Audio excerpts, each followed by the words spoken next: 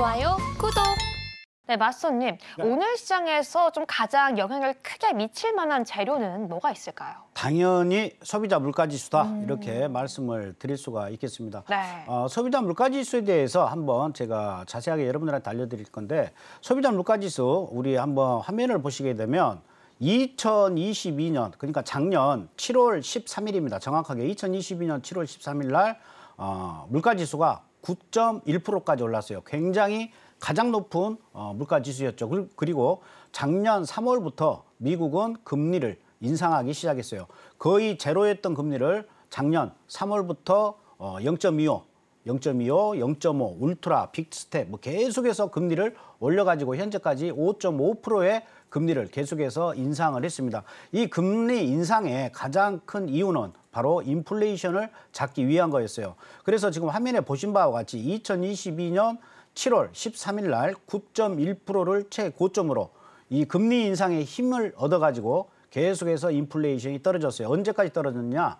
올해 2023년 7월까지 3%까지 떨어졌어요. 3%까지 떨어지니까 시장에서 굉장히 환호를 하였고 그 당시에 나스닥, S&P 다시 강한 상승을 보이다가 7월 이후부터 다시 물가가 올라가기 시작했어요. 이때 물가가 올라갔던 가장 큰 원인 중에 하나는 고용이 굉장히 좀 좋아졌다 이렇게 보실 수가 있어요. 고용이 항상 좋아지게 되면 그만큼 소득이 많아지고 소득이 많다 보면 그만큼 또 물가가 올라가는 이러한 사이클로 인해 가지고 고용에 의해 가지고 물가가 다시 7월부터 올라가면서 시장은 또 걱정거리가 또 생기게 됐죠. 그리고 계속해서 FOMC 연준에서는 아직 금리를 인하나 동결할 단계는 아니다라고 또 못을 박았어요. 그 이후에 이제 금리 동결이 계속해서 이번 달까지 3번 연장 계속해서 금리 동결로 3번 정도 계속해서 금리 동결로 와 있죠. 근데 지금 이제 문제는 12월 14일 날 다음 달 마지막 올해 금리 발표인데 이 금리 발표 때 과연 올릴 수 있겠느냐 동결이냐 이런 부분이 가장 큰 문제였었는데 지난 11월 달에 이번 달 초에 금리 발표를 하면서 파월 의장이 12월 금리는 앞으로 고용지표와 소비자 물가지수 이 부분을 염두에 두고 그 부분에 맞춰 가지고 12월 달에 금리를 동결할지 인상을 할지는 결정을 할 거다. 아직까지 금리 인상 카드는 아직 접지는 않았다. 그래서 매우 매파적인 발언을 했었어요. 근데 오늘 소비자 물가지수 일단 뚜껑을 열어보니까 결과치가 굉장히 좀 시장에 호응할 수 있는 그러한 발표치가 나왔다. 이렇게 보실 수가 있겠습니다.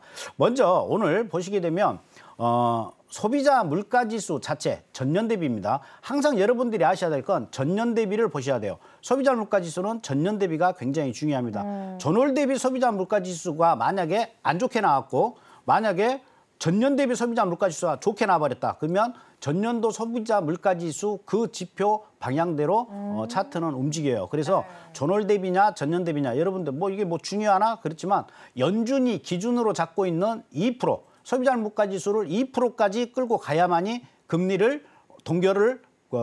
인상을 종결짓겠다라고 한 기준이 2%예요. 이 2%가 전년 대비다. 이렇게 여러분들이 이해를 하시면 될 것 같습니다. 그래서 소비자 물가지수 전년 대비가 예측치가 3.3%였고 이전치는 3.7%. 제가 말씀을 드렸죠. 7월 달부터 다시 3%에서 3.7%까지 올라가면서 조금 시장에는 불안한 반응을 좀 보였었는데 다시 3.2%로 많이 지금 소비자 물가지수가 내려옴으로 인해 가지고 앞으로 연준에서는 금리 동결이 아예 이제 굳혀졌다.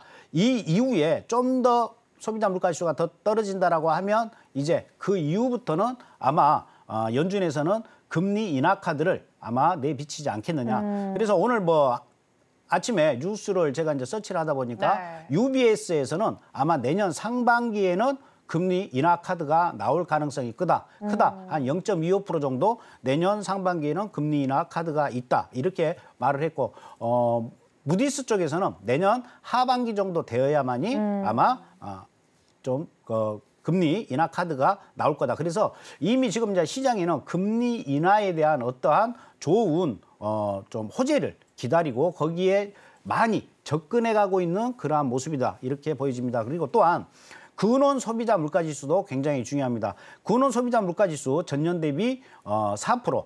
근원 소비자 물가 지수는 어떤 거냐면 이제 코어 CPI라고도 얘기를 하는데 근원 소비자 물가 지수는 에너지와 식료품 우리가 그러니까 물가가 오르더라도 최소한 먹는 거 물은 먹어야 되지 않겠습니까? 그렇기 때문에 이런 부분 그다음에 에너지 뭐 그래도 에너지는 때워야만이 뭐 연료는 소비를 해야만이 되기 때문에 에너지와 식료품을 뺀 것만 가지고 물가를 한번 좀 정확하게 보자. 근원 소비자 물가 지수라고도 얘기를 하죠.